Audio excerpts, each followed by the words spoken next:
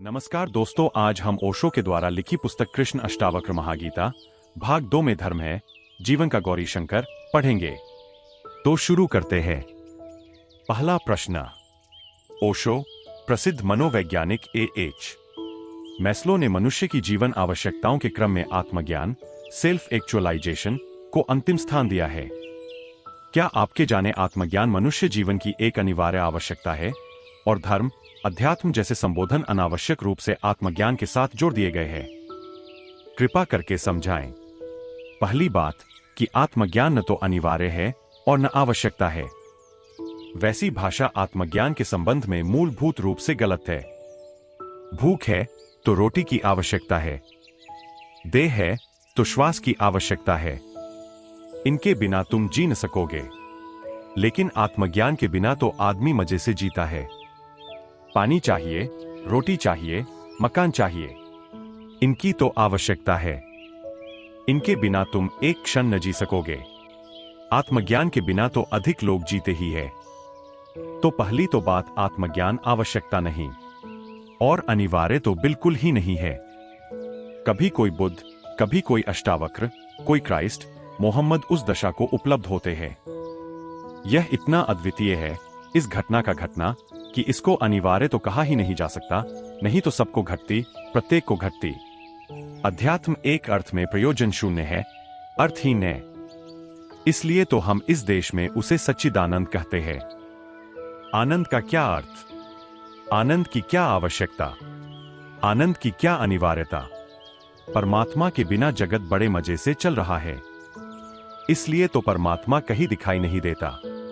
उसकी मौजूदगी आवश्यक नहीं मालूम होती। दुकान पर जरूरत है, न दफ्तर में जरूरत है, न घर में जरूरत है।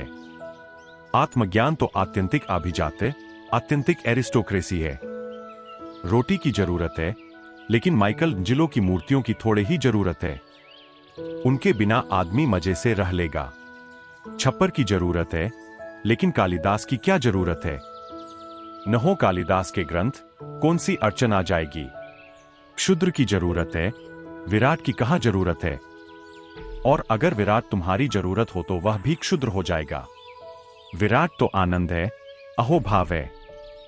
विराट को तुम आवश्यकता की भाषा में मत खींचना। परमात्मा को अर्थशास्त्र मत बनाना, इकोनॉमिक्स मत बनाना। इसलिए तो समाजवादी कहते हैं रोटी, रोजी और मकान। उसमें कहीं परमात्मा को जगह नहीं। इसलिए कम्युनिज्म में परमात्मा को कोई जगह नहीं। थोड़ा सोचो, मार्क्स जैसा अर्थशास्त्री। अगर परमात्मा की कोई आवश्यकता होती, आत्मज्ञान की आवश्यकता होती, तो कम्युनिज्म में कुछ जगह रखता। बिल्कुल जगह नहीं रखी। शुद्ध अर्थशास्त्र में कोई जरूरत ही नहीं।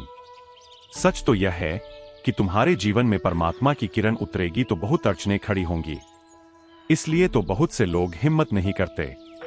परमात्मा की किरण उतरेगी तो तुम जैसे चलते थे फिर वैसे न चल पाओगे। अड़चनें आनी शुरू हो जाएंगी। तुम्हारे जीवन का ढांचा बदलने लगेगा। तुम्हारी शैली बदलेगी। तुम्हारा होने का रूप बदलेगा। तुम्हारी दिशा बदलेगी। तुम बुरी तरह अस्त व्यस्त हो जाओगे। तुम्हारा जो जमाजमाया रूप था सब उखड़ेगा। तुम्हारी जड़ें उखड़ जाएंगी। तुम्हें नई भूमि खोजनी पड़ेगी, पुरानी भूमि काम न आएगी। तुम पृथ्वी पर न टिक सकोगे, तुम्हें आकाश का सहारा लेना होगा। इस बात को तुम जितनी गहराई से समझ लो उतना उपयोगी होगा। परमात्मा बिल्कुल गैर जरूरी है। इसलिए तो उन थोड़े से लोगों के ही मन में परमात्मा की प्यास पैदा होती है, जिन्हें यह बात समझ में आ गई कि जरूरी में आनंद नहीं हो सकता। जरूरी में ज्यादा से ज्यादा जरूरत पूरी होती है।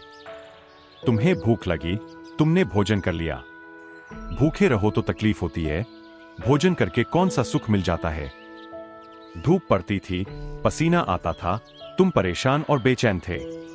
छप्पर के नीचे आ गए, बेचैनी मिट गई। लेकिन छप्पर के नीचे आ जाने से कोई सुख थोड़े ही मिल जाता है। आवश्यकता के जगत में दुख है और दुख से छुटकारा है, आनंद बिल्कुल नहीं। यही तो तकलीफ है कि एक गरीब आदमी जिसके पास धन नहीं है, सोचता है धन मिल जाएगा तो आनंद मिल जाएगा। जब धन मिल जाता है तब पता चलता है गरीबी तो मिट गई, धन भी मिल गया, आनंद नहीं मिला। आवश्यकताओं की तृप्ति में आनंद कहाँ? आवश्यकताओं की तृप्ति से दुख कम होता जाएगा। और एक और अनूठी घटना घटती है कि जैसे जैसे दुख कम होता जाएगा वैसे वैसे तुम्हें लगेगा कि सब दुख भी समाप्त हो जाए और आनंद मिले। तो सार क्या है? एक आदमी है जिसे न कोई बीमारी है, न कोई कष्ट है, न कोई आर्थिक परेशानी है, सब सुख सुविधा है, मकान है, कार है, प्रतिष्ठा है। अब और क्या चाहिए? सब आवश्यकताएं पूरी हो गईं, अब और क्या चाहिए? लेकिन वह आदमी भी कहता है कुछ खाली खाली है, कुछ लगता है खो रहा है, कुछ मिला नहीं। जब तक तुम प्रयोजन शून्य से संबंध न बांधो, जब तक तुम आवश्यकता के ऊपर उठकर न देखो, जब तक तुम्हारे जीवन में कुछ ऐसा न घटे जिसकी कोई आवश्यकता नहीं थी, तब तक आनंद न घटेगा। आवश्यकता के मिटने से, पूरे होने से दुख नहीं होता, सुविधा हो जाती है, आनंद भी नहीं होता। आनंद तो घटता है तब जब तुम आवश्यकता के पार उठते हो अर्थ शून्य में, फूलों में, संगीत में, काव्य में। कोई जरूरत नहीं है। वैजन हो या न हो, शेक्सपियर हो या न हो, रविंद्रनाथ हो या न हो, क्या सार है? खाओगे कविताओं को, पियोगे, ओढ़ोगे। लेकिन यह तो मैं इसलिए नाम ले रहा हूं कि तुम्हें समझ में आ जाए। इनमें भी थोड़ा बहुत अर्थ हो सकता है। परमात्मा में उतना भी अर्थ नहीं है। आत्मज्ञान तो बिल्कुल ही निरर्थक है। उसका होने का रस तो है, अर्थ बिल्कुल नहीं। उसे तुम कमोडिटी, बाजार में बिकने वाली वस्तु न बना सकोगे। जिस दिन कोई व्यक्ति इस सत्य को समझने में समर्थ हो जाता है कि जब तक मैं आवश्यकता की पूर्ति खोजता रहूंगा तब तक मैं एक वर्तुल में घूमूंगा। रोज भूख लगेगी, रोज खाना कमा लूंगा, रोज खाना खा लूंगा, फिर भूख मिट जाएगी, कल फिर भूख लगेगी, फिर भोजन, फिर भूख, फिर भोजन। भोजन से कुछ सुख न मिलेगा, सिर्फ भूख से जो दुख मिलता था वह न होगा। सांसारिक आदमी की परिभाषा यही है जो केवल सुविधा खोज रहा है, असुविधा न हो। आध्यात्मिक आदमी का अर्थ यही है कि जो इस सत्य को समझ गया कि सुविधा सब भी मिल जाए तो जीवन में फूल नहीं खिलते, न सुगंध उठती, न गीत बजते। नहीं, जीवन की वीणा खाली ही पड़ी रह जाती है। इसलिए मैं धर्म को आभिजात्य कहता हूं। आभिजात्य का अर्थ है इसका कोई प्रयोजन नहीं है। यह प्रयोजनहीन, प्रयोजन शून्य या कहो प्रयोजन अतीत। और तुम्हारे जीवन में जब भी कभी कोई प्रयोजन अतीत उतरता है, वही थोड़ी सी झलक आनंद की मिलती है, जैसे प्रेम में। प्रेम का क्या अर्थ है, क्या सार है? खाओगे, पियोगे, ओढ़ोगे, क्या करोगे प्रेम का? अगर कोई तुमसे पूछने लगे कि क्या पागल हो रहे हो, प्रेम से फायदा क्या है? बैंक बैलेंस तो बढ़ेगा नहीं, मकान बड़ा बनेगा नहीं। प्रेम से फायदा क्या है? क्यों समय गवाते हो? इसलिए तो राजनीतिज्ञ प्रेम के चक्कर में नहीं पड़ता, वह सारी शक्ति पद पर लगाता, प्रेम पर नहीं। धन का दीवाना, धन का आकांक्षी सारी शक्ति धन को कमाने में लगाता है। प्रेम वह कहता है अभी नहीं, अभी फुर्सत कहां। फिर प्रेम का प्रयोजन भी कुछ नहीं दिखाई देता, एक तरह का पागलपन मालूम होता है। तुम व्यावहारिक लोगों से पूछो, वे कहेंगे प्रेम यानी पागलपन। लेकिन प्रेम में थोड़ी सी झलक मिलती है उसकी जो प्रयोजनहीन है, जिसका कोई अर्थ नहीं, फिर भी परम रसमय है, फिर भी परम विभामय है, फिर भी सच्चिदानंद है। कोई आदमी बैठकर अपनी सितार बजा रहा है, तुम उससे पूछो कि क्या मिलेगा इससे, वह उत्तर न दे पाएगा। क्या सार है इस तार को ठोकने, खींचने, पीटने से? बंद करो, कुछ काम करो, कुछ काम की बात करो, कुछ उपजाओ, कुछ पैदा करो, फैक्ट्री बनाओ, खेत में जाओ। ये तार छेड़ने से क्या सार है? लेकिन जिसको तार छेड़ने में रस आ गया, वह कभी कभी भूखा भी रह जाना पसंद करता है और तार नहीं छोड़ता। विंसेंट वान गोग भूखा भूखा मरा। उसके पास इतने ही पैसे थे, उसका भाई उसे इतने ही पैसे देता था कि 7 दिन की रोटी खरीद सकता था, तो वह 3 दिन खाना खाता, 4 दिन भूखा रहता, और जो पैसे बचते उनसे खरीदता रंग, कैनवस और चित्र बनाता। चित्र उसके एक भी बिकते नहीं, क्योंकि उसने जो चित्र बनाए वे कम से कम अपने समय के 100 साल पहले थे। दुनिया की सारी प्रतिभा समय के पहले होती है। वस्तुतः प्रतिभा का अर्थ ही यही है जो समय के पहले हो। कोई खरीदार न था उन चित्रों का। अब तो उसका एक एक चित्र लाखों में बिकता है, 10-10 लाख रुपए में एक एक चित्र बिकता है। तब कोई 10 पैसे में भी खरीदने को तैयार न था। वह भूखा ही जिया, भूखा ही मरा। घर के लोग हैरान थे कि तू पागल है। आदमी की भूख पहली जरूरत है, लेकिन कुछ मिल रहा होगा वानगों को जो किसी को दिखाई नहीं पड़ रहा था। कोई रसधार बह रही होगी, नहीं तो क्यों, क्या प्रयोजन। न प्रतिष्ठा मिल रही है, न नाम मिल रहा है, न धन मिल रहा है। भूख मिल रही, पीड़ा मिल रही, दरिद्रता मिल रही, लेकिन वह है कि अपने चित्र बनाए जा रहा है। जब वह चित्र बनाने लगता तो न भूख रह जाती, न देह रह जाती, वह देहातीत हो जाता। जब उसके सारे चित्र बन गए जो उसे बनाने थे, तो उसने आत्महत्या कर ली। और वह जो पत्र लिखकर छोड़ गया, उसमें लिख गया कि अब जीने में कुछ अर्थ नहीं रहा। अब यह बड़े मजे की बात है। वह लिख गया कि जो मुझे बनाना था बना लिया, जो मुझे गुनगुनाना था गुनगुना लिया, जो मुझे रंगों में ढालना था ढाल दिया, जो मुझे कहनी थी बात कह दी, जो मेरे भीतर छिपा था वह प्रकट हो गया। अब कुछ अर्थ नहीं है रहने का। वह जो अर्थहीन चित्र बना रहा था वही उसका अर्थ था। जब उसका काम चुक गया, वह विदा हो गया। जीवन में जैसे कोई और अर्थ था नहीं। क्या फायदा रोटी रोज खा लो, फिर भूख लगा लो, फिर रोटी रोज खा लो, फिर भूख लगा लो। हर रोटी नई भूख ले आती है, हर भूख नई रोटी की मांग ले आती है। यह तो एक वर्तुल हुआ जिसमें हम घूमते चले जाते हैं। इससे सार क्या है, तुमने कभी सोचा? एक आदमी अगर 80 साल जिए तो 80 साल में उसने किया क्या? जिसको तुम अर्थपूर्ण प्रक्रियाएं कहते हो, रोटी रोजी मकान, उसने किया क्या? जरा तुम गौर करो। न मालूम कितने हजारों मन भोजन उसने मलमूत्र बना दिया।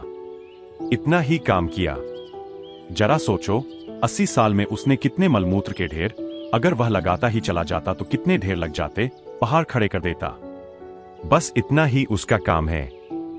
पीछे तुम मलमूत्र का एक पहाड़ छोड़कर विदा हो जाओगे।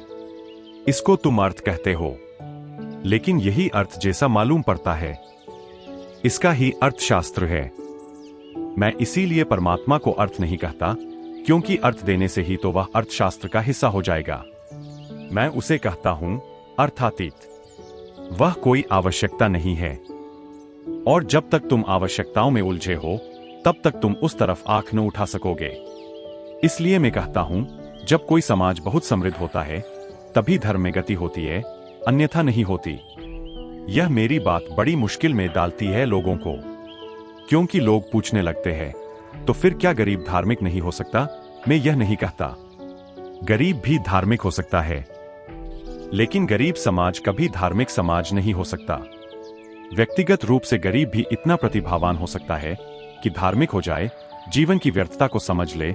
जिसको हम अर्थ कहते हैं, उसकी व्यर्थता समझ ले, तो फिर जो अर्थातीत है वही अर्थ हो जाता है। लेकिन वह बड़ी रूपांतरण की, बड़ी क्रांति की बात है। लेकिन समृद्ध समाज निश्चित रूप से धार्मिक हो जाता है। मेरे देखे तो वही समृद्ध समाज है जो धार्मिक हो जाए।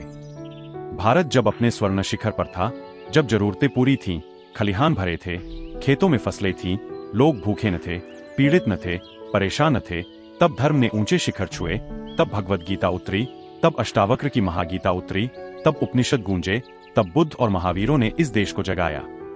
वह स्वर्ण शिखर था। अब वैसा स्वर्ण शिखर पश्चिम जा चुका है। अब अगर धर्म की कोई भी संभावना है तो पश्चिम में है, पूरब में नहीं है।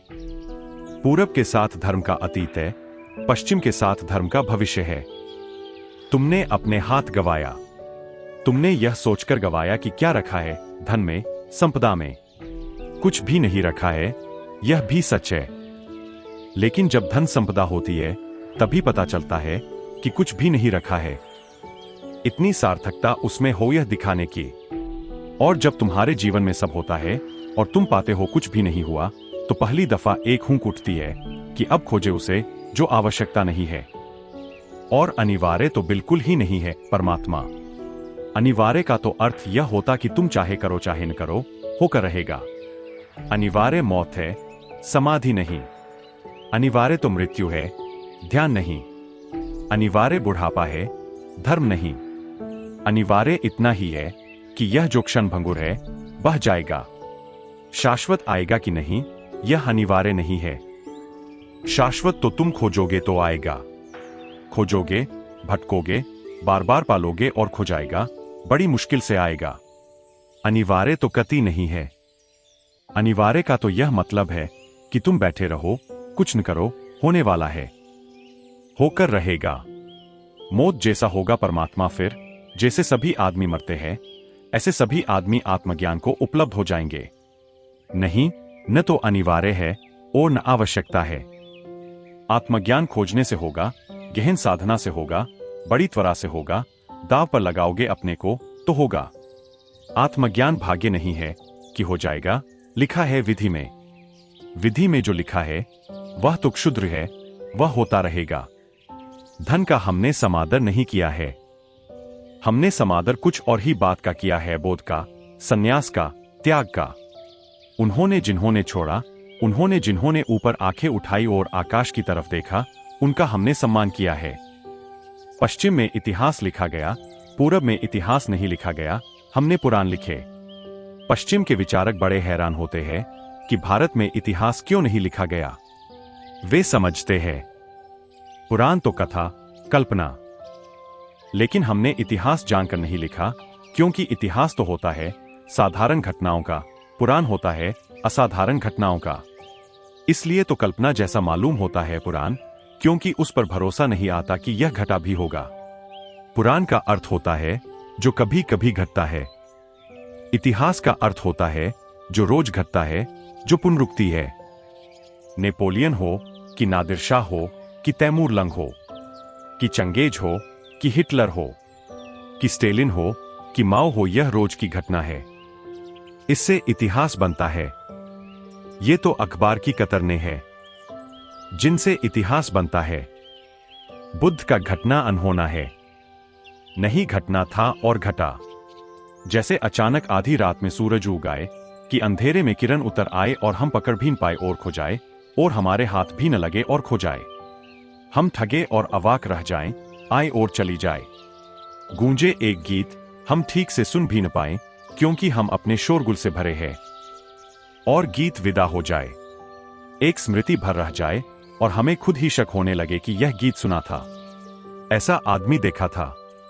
हमें खुद ही भरोसा न आए, हम खुद संदेह में पड़ने लगे।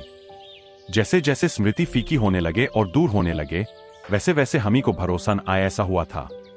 पुराण का अर्थ होता है जो कभी कभी होता है, हजारों साल में कभी कभी होता है। वैसी अद्वितीय घटनाओं के संग्रह का नाम पुराण है। पुराण पर भरोसा आता ही नहीं। इतिहास तो रद्दी है, इतिहास तो कूड़ा करकट है, कचरे का ढेर है जो रोज होता है। पुराने दिनों में लोग सुबह उठकर गीता पढ़ते थे या धम्मपद पढ़ते थे या कुरान पढ़ते थे, अब उठकर अखबार पढ़ते हैं जो रोज होता है। तुमने अखबार में कभी ख्याल किया तुम जो पढ़ते हो वह रोज होता है, फिर भी तुम रोज उसी को पढ़ते हो। तुमने अखबार में कुछ नया होते देखा? किसी ने कभी अखबार में नया होते देखा? अखबार से ज्यादा पुरानी चीज तुमने देखी, कहते हो नया अखबार है। 2 दिन का पुराना हो जाए तो फिर तुम नहीं पढ़ते। मैं एक जगह रहता था तो मेरे पास एक पागल आदमी रहता था। उसको अखबारों का बड़ा शौक था। वह सब मोहल्ले के अखबार इकट्ठे कर लेता।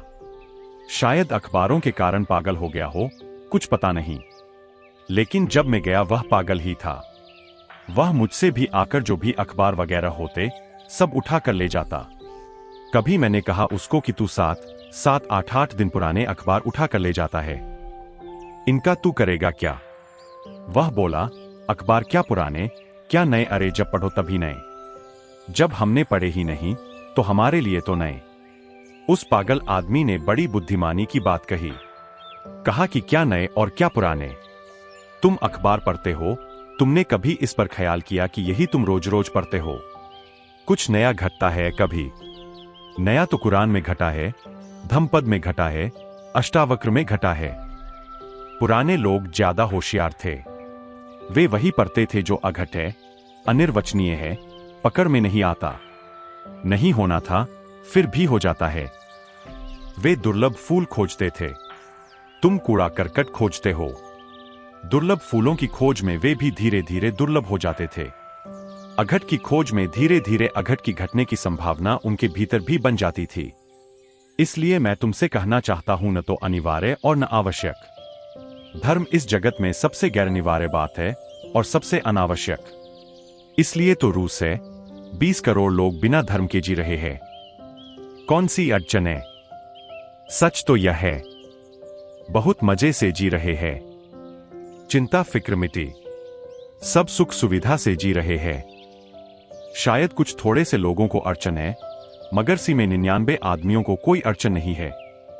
कोई एकाध है सो में, कोई सोलजेनित्सिन या कोई और, कोई एकाध है जिसको अड़चन है। मगर उस एकाध की क्या गणना? लोकतंत्र तो भीड़ के लिए जीता है। 99 को तो कोई मतलब नहीं है। उन्हें शराब मिल जाए, सुंदर पत्नी मिल जाए, मकान मिल जाए, कार मिल जाए, खाने पीने की जगह मिल जाए, पर्याप्त है। तुम कितने क्षुद्र से राजी हो जाते हो, तुम ना कुछ से राजी हो जाते हो। तुम्हारी दीनता तो देखो। अष्टावक्र कहते हैं, यह तुम्हारा मालिन्य तो देखो। कैसे मलिन हो तुम, कितने क्षुद्र से राजी हो जाते हो।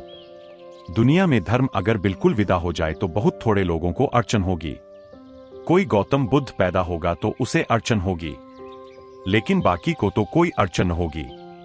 अपूर्व है धर्म, कभी कभी खिलने वाला फूल है, रोज नहीं खिलता, कभी कभी खिलने वाला फूल है। मेरे पास कुछ दिनों तक एक माली था। वह एक पौधा ले आया। वह मुझसे कहने लगा, इसके 500 रुपए देने हैं। जिससे खरीदा। मैंने कहा, पागल, इस एक पौधे के 500 रुपए, इसका इतना मूल्य? मामला क्या है? इस पौधे की खूबी क्या है? उसने कहा, इसमें फूल खिलता है, लेकिन वह 12 साल में एक बार खिलता है। तो मैंने कहा, फिर देने लायक है। फिर तू 500 नहीं 1000 भी दे, तू ले जा, क्योंकि जब 12 साल में फूल खिलता है तो अद्वितीय है। ऐसे मौसमी फूल है, 2 सप्ताह 4 सप्ताह में खिल जाते हैं। 12 साल तो थोड़ा धर्म जैसा फूल है। इसे तू जरूर लगा। इसे मेरे बगीचे में होना ही चाहिए। हम प्रतीक्षा करेंगे इसकी, जब खिलेगा। और जब फूल खिला, वह रात को ही खिलता, पूर्णिमा की रात को वह खिला, तो सारा पड़ोस, दूर दूर से लोग उसे देखने आने लगे। वह कभी कभी खिलता, उसके दर्शन रोज रोज नहीं होते। बुद्ध पुरुष कभी कभी खिलते हैं। वह सहस्रार का कमल कभी कभी खिलता है। उसकी आकांक्षा मत करो जो रोज खिलता है, जो रोज मिलता है। उस क्षुद्र में कुछ भी नहीं है। उसकी आकांक्षा करो जो अपूर्व है, अद्वितीय है, अनिर्वचनीय, पकड़ के बाहर है। उसे चाहो जो असंभव है। जिस दिन तुमने असंभव को चाहा, उसी दिन तुम धार्मिक हुए। असंभव की वासना धर्म की मेरी परिभाषा है। तरतुलियन का बड़ा प्रसिद्ध वचन है कि मैं ईश्वर में भरोसा करता हूं क्योंकि ईश्वर असंभव है। असंभव है, इसलिए भरोसा करता हूं। संभव में क्या भरोसा करना? संभव में भरोसा करने के लिए कोई बुद्धिमानी चाहिए, कोई बड़ी प्रतिभा चाहिए। संभव में भरोसा तो बुद्ध से बुद्ध को आ जाता है। असंभव में भरोसे के लिए तुम्हारे भीतर श्रद्धा के पहाड़ उठें, गौरी शंकर निर्मित हो तो असंभव की श्रद्धा होती है। असंभव की चाह है धर्म, पैशन फॉर द इम्पॉसिबल। और तुमने पूछा है कि धर्म, अध्यात्म जैसे संबोधन अनावश्यक रूप से आत्मज्ञान के साथ जोड़ दिए गए हैं। नहीं, जरा भी नहीं। वे संबोधन बड़े सार्थक है। धर्म का अर्थ होता है स्वभाव। वह बड़ा सांकेतिक शब्द है। धर्म का अर्थ रिलीजन या मजहब नहीं होता। रिलीजन या मजहब को तो हम संप्रदाय कहते हैं। धर्म का अर्थ तो बड़ा गहरा है। जिसके कारण इस्लाम धर्म है, और जिसके कारण ईसाईयत धर्म है, और जिसके कारण जैन धर्म है, और जिसके कारण हिंदू धर्म है, जिसके कारण ये सारे धर्म धर्म कहे जाते हैं। एवं वह जो सबका सारभूत है, उसका नाम धर्म है। ये सब उस धर्म तक पहुंचने के मार्ग है, इसलिए संप्रदाय है। ईसाईयत एक संप्रदाय हुई, हिंदू एक संप्रदाय है, जैन एक संप्रदाय है, बौद्ध एक संप्रदाय है, इस्लाम एक संप्रदाय है। धर्म तो वह है जहां तक ये सभी संप्रदाय पहुंचा देते हैं। इसलिए इस्लाम को धर्म कहना उचित नहीं, हिंदू को धर्म कहना उचित नहीं, संप्रदाय। संप्रदाय शब्द अच्छा है। इसका अर्थ होता है मार्ग जिससे हम पहुंचें। जिस पर पहुंचे वह धर्म है। धर्म बड़ा अनूठा शब्द है। उसका गहरा अर्थ होता है स्वभाव, हमारा जो आत्यंतिक स्वभाव है, हमारे भीतर के आखिरी केंद्र पर जो छिपा है, बीज की तरह उसका प्रकट हो जाना। हम परमात्मा को बीज की तरह लिए घूम रहे हैं। हम जन्मों जन्मों तक घूमते रहे हैं परमात्मा को बीज की तरह लिए। जब तक हम उस बीज को भूमि न देंगे ध्यान की, तब तक धर्म का वृक्ष खड़ा न होगा। अगर धर्म से परिचित होना है तो ध्यान में गहरे उतरना पड़े, क्योंकि ध्यान भूमि बनता है और धर्म का बीज ध्यान की भूमि में अंकुरित होता है। दुनिया में धर्म नहीं है। कभी कभी धार्मिक व्यक्ति होते हैं, जो है वे सब संप्रदाय है। तो धर्म शब्द व्यर्थ नहीं है।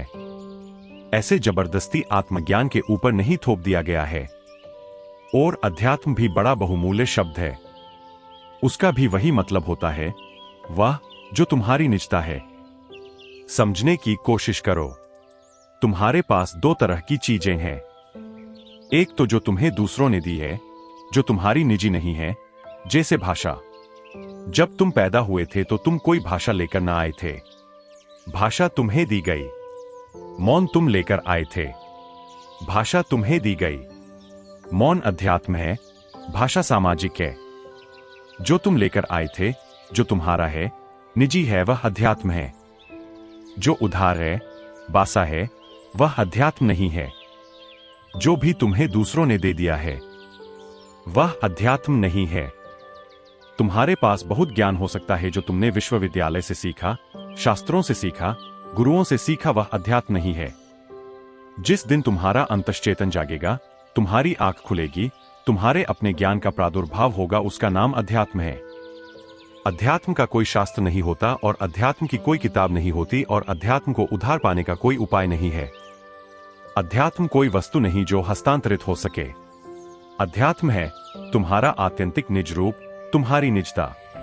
जिस दिन तुम सब उधार को छांटकर अलग कर दोगे, कहते जाओगे यह भी मैं नहीं, यह भी मैं नहीं, नेति नेति तुम इंकार करते जाओगे और वैसी घड़ी बचेगी जब तुम इंकार न कर सकोगे, जिसे तुम्हें कहना पड़ेगा यही मैं हूं। उस दिन अध्यात्म तो साक्षी भाव ही अध्यात्म है, बाकी तो सब गैर अध्यात्म है।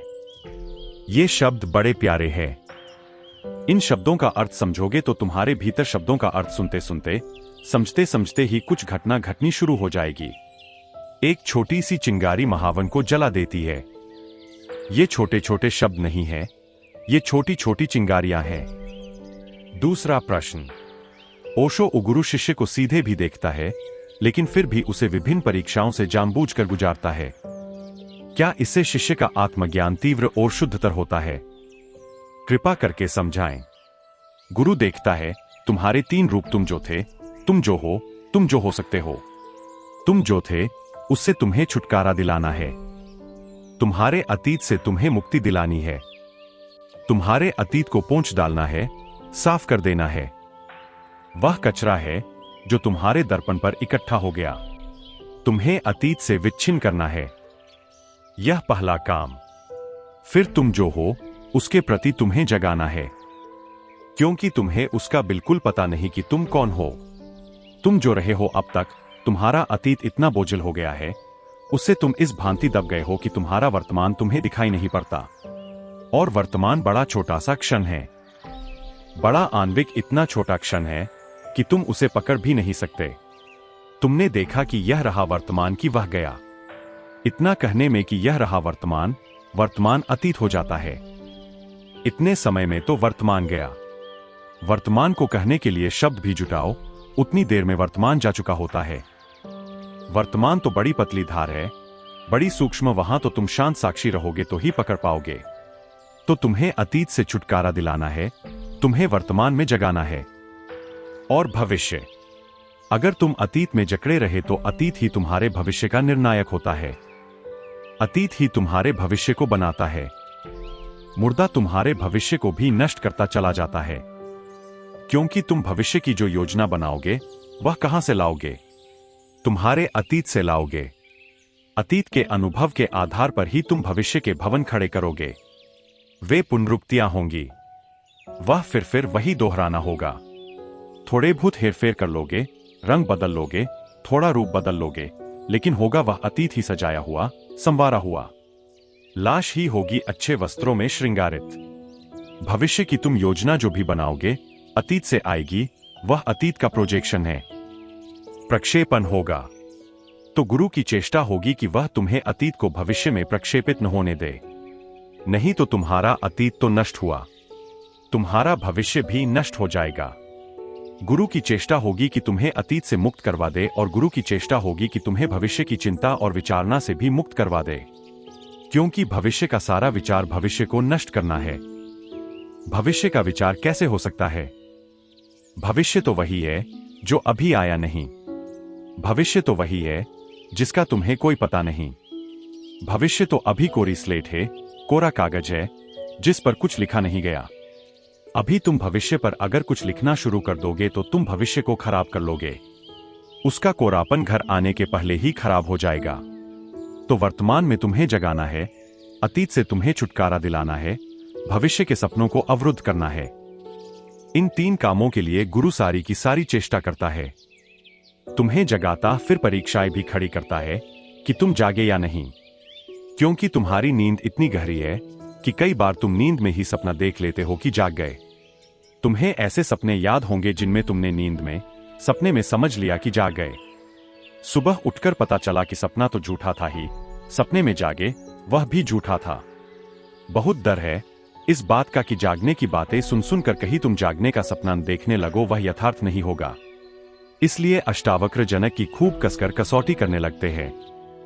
मुझे भी देखना पड़ता है कि कहीं तुम किसी नए सपने में न पड़ जाओ, कहीं अध्यात्म का सपना न देखने लगो।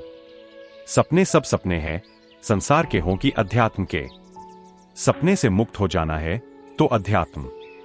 और तुम्हें जल्दी बातें पकड़ जाती है, क्योंकि जिस जिस बात से अहंकार की तृप्ति हो वह तत्क्षण पकड़ जाती है। जैसे किसी ने कहा कि तुम तो ब्रह्म स्वरूप हो पकड़ी, कि इसमें तो कोई अड़चन होती नहीं। इसलिए तो इतने करोड़ों लोग इस बात को मान लेते हैं कि हम ब्रह्म स्वरूप है। इसको पकड़ने में देर नहीं लगती। पापी से पापी आदमी भी जब सुनता है उद्घोष उपनिषदों का, अष्टावक्र का सिंह गर्जना कि तुम परमेश्वर हो, तो वह भी सोचता है कि बिल्कुल ठीक है, यह तो हम पहले से जानते थे। कहते नहीं थे कि कोई मानेगा नहीं, लेकिन जानते तो हम पहले से थे ही। पाप इत्यादि तो सब सपना है, हालांकि तुम किए जाते हो पाप। अब तुम एक नई तरकीब खोज लेते हो कि यह तो सब माया है।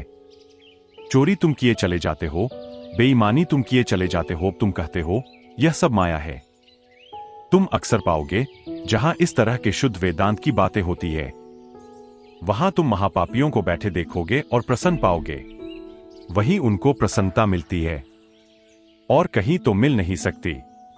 और तो जहां भी वे जाते हैं, कोई कहता है यह ब्लैक मार्केट करने वाला जा रहा है, कोई कहता यह चोर है, कोई कहता यह बेईमान है, यह महापापी है। वह जहां शुद्ध अध्यात्म बह रहा है, वहीं उनको थोड़ी शांति मिलती है। वहां उनको लगता है कि बिल्कुल ठीक बात हो रही है। पाप इत्यादि सब झूठे हैं। तुम साधु संतों के पास पापियों को इकट्ठा देखोगे। उनके वचन उनके अहंकार को बड़ी तृप्ति देते हैं। चलो, कोई तो जगह है जहां हम प्रफुल्लित होकर बैठ सकते हैं कि कोई पाप इत्यादि नहीं है, यह सब माया है। न कुछ किया न कुछ किया जा सकता है। करता हम है ही नहीं, न हम भोगता है, हम तो साक्षी है। तो गुरु को देखना पड़ता है कि कहीं यह साक्षी की धारणा तुम्हारे लिए आत्मघाती तो न हो जाएगी। जल्दी से यह घोषणा हो जाती है। अभी जनक और अष्टावक्र की बातें सुनकर अनेक लोगों ने मुझे पत्र लिख दिए कि आपने खूब जगा दिया और हमको ज्ञान हो गया।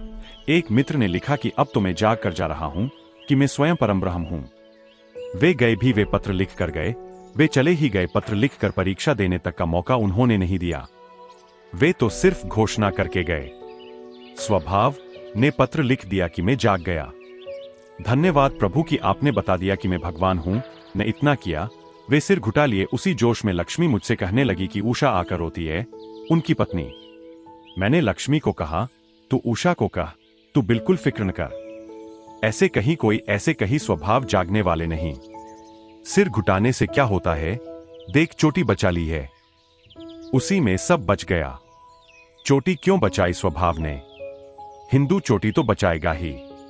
मैंने उनकी पत्नी को खबर भेज दी कि तू बिल्कुल घबरा मत उषा। जब तक मैं हीन कहूं ये जाग गए, तब तक तू फिक्र मत कर। ऐसे तो ये कई करवटें लेंगे और फिर सो जाएंगे। उत्तर मैंने उनके प्रश्न का दिया नहीं था। मैंने कि जरा तुम सुन लो पहले अष्टावक्र किस तरह जनक की परीक्षा करते हैं, फिर तुम्हारा उत्तर दे देंगे। अब अष्टावक्र की परीक्षा चल रही है जनक के लिए। वह सब सोचना, गौर से सोचना। मन बड़ा बेईमान है, मन बड़ा कुशल है। धोखा देने में दूसरों को धोखा देता ही देता अपने को भी दे लेता है। जागोगे निश्चित, जागना है। जागरण तुम्हारा स्वभाव है, तुम्हारे भीतर पड़ा है। लेकिन जल्दी ही मान लोगे, बहुत जल्दी मान लोगे तो गुरु को तुम्हारी टांग खींचनी पड़ेगी। फिर तुम्हें चारों खाने चित। अगर तुम न गिराए गए तो तुम किसी खतरे में पड़ सकते हो। जागरण निश्चित घटता है, घटना चाहिए भी, कभी कभी तीव्रता से भी घटता है, कभी कभी तत्क्षण भी घटता है। लेकिन फिर भी गुरु को ध्यान रखना पड़ता है कि कहीं वह किसी की भी भ्रामक दशा में सहयोगी तो न बन जाएगा। हालांकि तुम्हें कभी कभी चोट भी लगेगी, क्योंकि तुम कुछ मानकर चलते थे और मैं कह देता हूं नहीं, यह नहीं हुआ, तो तुम्हें चोट भी लगेगी। वह मजबूरी है, उसके लिए मुझे क्षमा करना। लेकिन चोट मुझे करनी ही पड़ेगी। अगर मैं चोट न करूं और तुम्हें किसी भ्रांति में चलने दूं तो मैं तुम्हारा गुरु नहीं, तुम्हारा संगी साथी नहीं, फिर तुम्हारा शत्रु हूं। फिर मैंने तुम पर करुणा न की, मैंने तुम पर प्रेम न किया। तुम्हारे अहंकार को अगर मैं किसी भी कारण भरूं तो मैं तुम्हारा दुश्मन हूं। तुम्हारे अहंकार को तो मिटाना है, तुम्हारे अहंकार को तो ऐसे मिटा देना है कि उसका बीज बिल्कुल दग्ध हो जाए। अब ध्यान रखना, कहीं स्वभाव जाकर चोटी न घुटा ले। अब कोई सार नहीं है घुटाने से। अब तो मैंने कह दिया, अब कुछ मतलब नहीं है। अब तुम घुटा भी लो तो कोई फर्क नहीं पड़ता। चेष्टा तो है समझने की, स्वभाव की गहन चेष्टा है, बड़ी तीव्र आकांक्षा है। जागना चाहते हैं, जागना चाहते हैं। इसीलिए तो कभी कभी नींद में भी जागने का सपना देख लेते हैं। आकांक्षा शुभ है, आकांक्षा होनी चाहिए। एक अर्थ में धन्य भागी है ऐसा व्यक्ति, क्योंकि कम से कम उनसे तो बेहतर है जो नींद में भी जागने का सपना नहीं देखते। कम से कम जागने का सपना ही सही, लेकिन जागने की आकांक्षा होगी तभी तो जागने का सपना देखोगे। अगर अहंकार संन्यास से भी भरते हो तो भी शुभ है। एक अर्थ में कि संन्यास से भर रहे हो अहंकार, संन्यास की आकांक्षा तो है ही। अब थोड़े और आगे जाना है, इस आकांक्षा को परिशुद्ध करना पूरा। जागना ही है, सपना क्या देखना जागने का। जागने के सपने से कुछ सार न होगा। इस प्रभु की यात्रा के रास्ते पर कई पड़ाव पड़ेंगे जहां तुम्हारा सो जाने का मन होगा। शक्तियां जगेंगी तब तुम्हारा सो जाने का मन होगा। तुम कहोगे आ गए, बस हो गया। देखो शक्ति जग गई। एक मुसलमान युवक मेरे पास साधना करता था। बड़ी गहन आकांक्षा से साधना में लगा था, बड़ी अटूट उसकी निष्ठा थी। वह एक दिन मेरे पास आया और उसने कहा कि घटना घट गई, मालूम होता है आत्मज्ञान हो गया। मैंने कहा हुआ क्या? तो उसने कहा मैं एक बस में बैठा था और ऐसे बस मुड़ी पहाड़ी के किनारे, तो मुझे लगा कि मेरे सामने जो आदमी बैठा है वह कहीं गिर तो न जाएगा। और जैसे ही मुझे लगा कि वह गिर गया तो मैंने सोचा कि कहीं मेरे विचार ने तो इसको नहीं गिरा दिया। पर मैंने कहा संयोग की बात भी हो सकती है। तो मैंने एक दूसरी दफे जब मुड़ी बस तो मैंने एक दूसरे आदमी पर ध्यान किया और सोचा कि यह आदमी गिरेगा। वह आदमी गिर गया। तब मैं थोड़ा घबराया कि यह मामला क्या है, पर फिर भी मैंने सोचा एक परीक्षा और कर लेनी चाहिए। तीसरी दफे जब बस मुड़ी तो एक बहुत मोटे आदमी पर, जिसके गिरने की संभावना ही नहीं थी, जो ऐसा फंसा बैठा था कि सीट ही छोटी पड़ रही थी। बस पूरी भी उलट जाए तो वह शायद न उल्टे, उसको सोचा कि यह गिर जाए। वह गिर गया। तो फिर बोला, फिर तो मुझे एकदम घबराहट हो गई।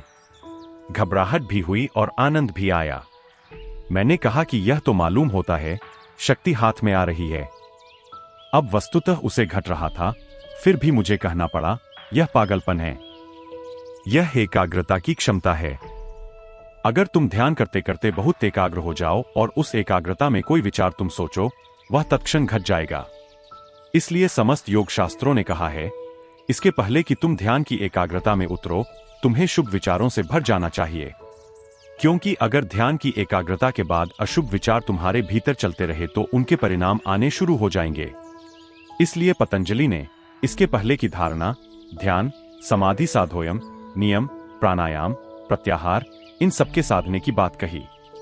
इतने परिशुद्ध हो जाओ कि जब ध्यान की ऊर्जा उठे तो तुम्हारे पास गलत विचार तो हो ही नहीं। इसलिए महावीर ने कहा, ध्यान के पहले अहिंसा का भाव गहरा कर लो। बुद्ध ने कहा, ध्यान के पहले करुणा का भाव गहरा कर लो। बुद्ध ने तो यह भी कहा कि हर ध्यान के बाद उठने के पहले ध्यान से सारे जगत के प्रति करुणा का फैलाव करना। हर ध्यान को करुणा पर पूरा करना, करुणा से शुरू करना, अन्यथा खतरा है। क्योंकि अगर जरा भी गलत विचार घूम जाए ध्यान की स्थिति में तो वह विचार परिणामकारी हो जाएगा। उस विचार में एक बल आ जाता है, वह विचार दूसरे व्यक्ति में प्रवेश कर जाएगा। शक्ति जागनी शुरू होती है, उसे भी गुरु को रोकना पड़ता है। कल्पनाएं सत्य मालूम होने लगती है, उसे भी गुरु को रोकना पड़ता है। भ्रांति जन्मों जन्मों की है, उस भ्रांति का बड़ा फैलाव है। ऐसा ही समझो कि इस बगीचे में जन्मों जन्मों से कूड़ा करकट उगता रहा है, घासपात उगता रहा है। अब तुमने गुलाब बो दिए, लेकिन इस बात की बहुत संभावना है कि तुम्हारे गुलाब पर घास चढ़ दौड़ेगा, उसे दबा लेगा। शायद गुलाब का पता ही नहीं चलेगा। जन्मों जन्मों से तुम्हारे मन की भूमि आक्रांत रही है, व्यर्थ से, असार से। तो जब सार की थोड़ी सी क्षमता भी पैदा होगी, तत्क्षण असार उसे दबा लेगा। गुरु को चेष्टा रखनी होगी कि असार सार को दबान पाए, स्वप्न सत्य पर हावी न हो पाए। इसलिए बहुत सी परीक्षाओं से गुजारना होगा। गुरु की मौजूदगी ही परीक्षा है। गुरु जब तुम्हारी आंख में आंख डालकर देखता है, तभी परीक्षा चल रही है। गुरु के पास होने का अर्थ ही यह होता है कि तुम 24 घंटे कसे जा रहे हो। और इस कसने से घबराना मत, इस कसने के लिए तैयार रहना। और गुरु को धन्यवाद देना कि मुझे ऐसा छोड़ मत देना, मुझे कसते चलना। क्योंकि यात्रा लंबी है, अनजान है, अपरिचित है। मुझे तो कुछ पता नहीं, कहीं भटक न जाऊं। भटकाव की संभावना ज्यादा है पहुंचने के बजाय, क्योंकि भटकाव हमारा पुराना अभ्यास है। तीसरा प्रश्न, ओशो, हमारी संन्यास दीक्षा के समय आप जिस कागज पर हमारे ने नाम और अपने हस्ताक्षर अंकित करते हैं, उसका एक बड़ा हिस्सा कोरा ही रह जाता है। उस पर क्या लिखते हैं जो कोरा रह जाता है? ओशो, उस कोरेपन के पीछे क्या रहस्य है? वही तुम्हारे संन्यास के लिए सूत्र है। जो नाम लिखता हूं तुम्हारा कोने में, उसे तो आज नहीं कल भूल जाना, उसे तो मिटा देना। कोरा कागज ही रह जाए, तुम कोरे रह जाओ। तुम्हें पता ही न रहे तुम कौन हो, क्या हो। तुम्हें पता न रहे कोई तादाद में, तुम्हारी सारी सीमाएं गिर जाएं, तुम कोरे कागज रह जाओ। इसलिए जानकर ही एक कोने में तुम्हारा नाम लिख देता हूं, वह भी नीचे। ऊपर कोरा आकाश। तुमने कभी चीनी जैन फकीरों की बनाई हुई चित्रकला देखी? उनके चित्र वास्तविक चित्र है। उनके चित्र में तुम पाओगे बड़ा कैनवस होता, लंबा, और नीचे कोने में जरा सी पेंटिंग होती है। बड़ा विराट आकाश और जरा से कोने में। वे ठीक ठीक सूचना दे रहे हैं। वे कह रहे हैं, आदमी का जाना हुआ बस ऐसा है जरा सा कोने में। आदमी का बनाया हुआ बस ऐसा है जरा सा कोने में। फिर विराट आकाश है। पश्चिम में जो पेंटिंग होती है, उसमें आकाश होता ही नहीं। सब भरा होता है, पूरा कैनवस भरा होता है। सब रंग डालते हैं, कोरा कुछ छोड़ते नहीं। जब पश्चिम पहली दफा जैन पेंटिंग को पहचानने लगा तो बड़ा चकित हुआ कि इतने बड़े कागज पर इतनी सी पेंटिंग। इतनी सी पेंटिंग तो थोड़े से कागज पर हो जाती है। यह इतना कागज खाली क्यों छोड़ा है? वह खाली बड़ा राज है, वह रहस्य है, वह सूचक है। वह खाली ही सच है, बाकी तो थोड़ी सी लहरें हैं। सागर ही सच है। यह पृथ्वी तो हमारी बड़ी छोटी सी है। यह बड़ा आकाश। इस अनुपात को मत भूलना। इसलिए कोने में नीचे दस्तखत कर देता हूं, तुम्हारा नाम लिख देता हूं और पूरा कागज खाली छोड़ देता हूं, ताकि बार बार तुम्हें याद आती रहे कि तुम्हारा नाम तो बस जरा सा कोने में है। वह भी एक दिन भूल ही जाना है। अनाम हो जाना है, तभी संन्यास पूर्ण होता है। कोरे कागज जैसे हो जाना है। सूफियों की एक किताब है जो बिल्कुल कोरी है। उस जैसी बढ़िया कोई किताब नहीं। उस किताब में कुछ लिखा नहीं है। कोई 700-800 साल पुरानी किताब है। एक गुरु से दूसरे गुरु को दी जाती रही। एक गुरु ने एक शिष्य को दे दी, फिर वह अपने शिष्य को दे गया। हाथ हाथ चलती रही है। अभी भी सुरक्षित है। अभी भी 700 साल के बाद शिष्य उसे पढ़ते हैं खोलकर। उसमें कुछ लिखा नहीं है। वह कोरे कागज है। उस किताब को सूफी छापना चाहते थे, कोई पब्लिशर छापने को राजी नहीं। फिर किसी ने हिम्मत की और छापा, लेकिन उसने भी जब छापा उसको तो कोई 20-25 पन्ने भूमिका के लिखवा लिए। खराब हो गई किताब। भूमिका में सब इतिहास दे दिया कि किसने शुरू की यह किताब, फिर किसके हाथ में रही, फिर किसके हाथ में गई, मगर उससे सब खराब हो गया। वह किताब कोरी ही होनी चाहिए, मगर कौन राजी होगा कोरी किताब छापने को? लोग कहेंगे कुछ हो भी तो छापने को तो छापें। इसमें तो कुछ है नहीं। राजस्थान में एक महिला है, भूरीबाई। अद्भुत महिला है। जब भी मैं राजस्थान जाता था, वह जरूर मुझे मिलने आती थी। बहुत थोड़ी सी महिलाएं भारत में होंगी जो उस कोटि की है। बिल्कुल देहाती है, उसे कुछ पता भी नहीं, मगर सब पता है। वह मुझसे कहने लगी कि बाप जी, आप मेरे गांव आना। मैंने एक किताब लिखी है, उसका उद्घाटन करना। मैंने कहा, तू किसी और को धोखा देना। तेरी किताब में समझ गया, उसमें क्या होगा। तू उसे यही ले आना, मैं यही उद्घाटन कर दूंगा। तो वह ले आई। एक दफा सिर पर रख कर लाई, बड़ी सुंदर पेटी में सजा कर लाई। उसके भक्त है। वह महिला है योग्य। उसके भक्त साथ में आए। उसकी किताब का मैंने उद्घाटन कर दिया। कुछ भी नहीं, एक छोटी सी पुस्तिका थी अंदर, खाली। कुछ उसमें लिखा नहीं था। वह लिखना पढ़ना जानती भी नहीं। जब पहली दफा मेरे शिविर में आई तो जो उसके साथ आए थे भक्त, वे तो सब ध्यान करने लगे। वह उठकर अपनी कोठरी में चली गई। उसके भक्तों ने जाकर कहा कि हम आए ही यहां इसलिए है कि ध्यान करें, आपने ध्यान नहीं किया।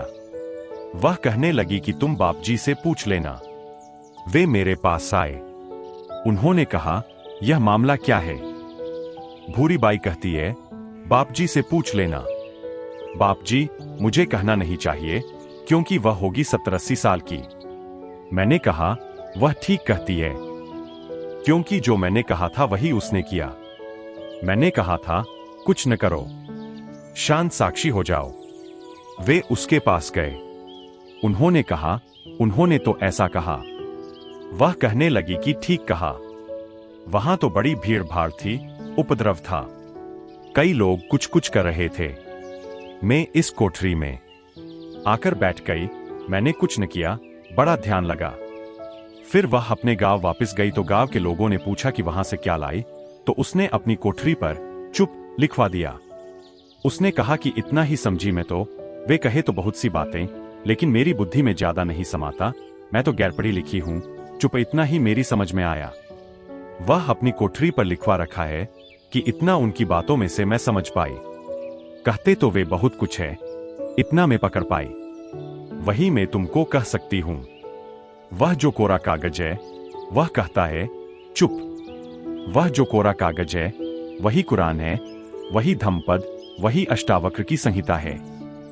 उस कोरे कागज के लिए ही सारे शास्त्रों ने चेष्टा की है कि तुम्हारी समझ में कोरा कागज पर ना आ जाए। शून्य को समझाने के लिए शब्दों का सहारा लिया है, लेकिन शब्दों को समझाने के लिए नहीं, शून्य को समझाने के लिए, मौन में ले जाने के लिए भाषा का प्रयोजन है। तुम साक्षी बनो। तुम कोरे भीतर शून्य के साक्षी बनो। वही निर्वाण घटित होता है, समाधि घटित होती है। चौथा प्रश्न। ओशो, कल आपने मोह और ज्ञान के गंगा तक जाने की कथा कही। उसमें मोह तो गंगा में स्नान कर प्रेम को उपलब्ध हो गया, लेकिन ज्ञान का क्या हुआ? कृपा कर ज्ञान की नीति पर भी थोड़ा प्रकाश डालें। वह अभी भी भटक रहा है। ज्ञान अभी भी भटक रहा है। ज्ञान बड़ी अकड़ी हुई बात है। तुम पंडित से ज्यादा अहंकारी और किसको पाओगे? धनी भी उतना अहंकारी नहीं होता जितना अहंकारी तथाकथित ज्ञानी हो जाता है। जिसको यह लगता है कि मुझे मालूम है, उसकी अकड़ का क्या कहना। तो ज्ञान तो राजी न हुआ कल्पगंगा में उतरने को। कल्पगंगा ने तो दोनों को कहा था, ज्ञान और मोह दोनों खड़े थे किनारे। ज्ञान और मोह को तुम ऐसा समझ लो कि हृदय और बुद्धि, संकल्प और समर्पण, भाव और विचार नाम कुछ भी दे दो, दोनों खड़े थे। गंगा ने कहा, आओ प्यारे, स्नान कर लो, मुझ में हो जाओ पवित्र। नहलाऊंगी तुम्हें, शुद्ध कर दूंगी, नया कर दूंगी, पुनर्जीवन होगा तुम्हारा। मोह तो उतर गया, क्योंकि मोह तो भाव है, हृदय है, तर्क नहीं है वहां। उसने तो निमंत्रण स्वीकार कर लिया।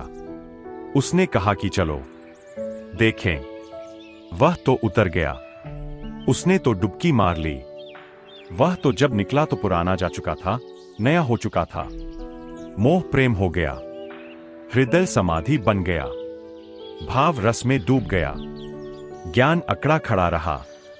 उसने कहा, कौन मुझे शुद्ध करेगा? यह किस तरह की बात? मुझे और शुद्ध? मैं शुद्ध हूं। यह साधारण सी गंगा का जल मुझे शुद्ध करेगा? अरे मैं शास्त्रों का ज्ञाता, मुझे कौन शुद्ध करेगा? मैं दूसरों को शुद्ध कर दूं। वह अकड़ा खड़ा रहा। वह मोह पर हंसा भी कि यह भी क्या पागल बातों में आ रहा है। वह अभी भी भटक रहा है। वह अभी भी वहीं खड़ा है, अब भी हंस रहा है। पंडित सदा ही हंसता है प्रेमी पर, लेकिन प्रेमी ही है जो पाते हैं। तुमसे एक और कथा कहता हूं।